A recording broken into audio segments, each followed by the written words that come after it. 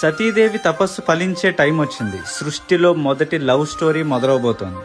ఈశ్వరుడు సతీదేవి ముందు ప్రత్యక్షమయ్యాడు. నిజానికి ఈశ్వరుడు ప్రత్యక్షమైనప్పుడు సతీదేవి ఏం చేయాలి? శివుణ్ణి భర్తగా పొందాలి అనే కోరికను శివుడికి చెప్పాలి.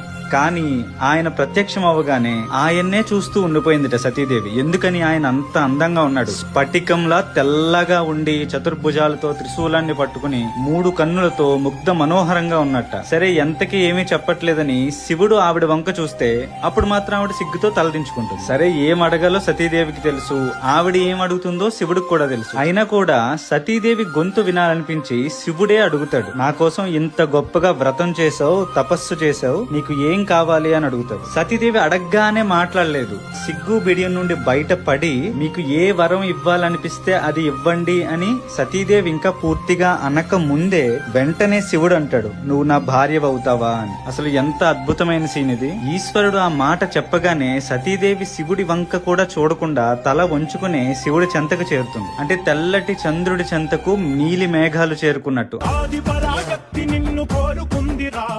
సృష్టిలో మొదటి ప్రేమ కథే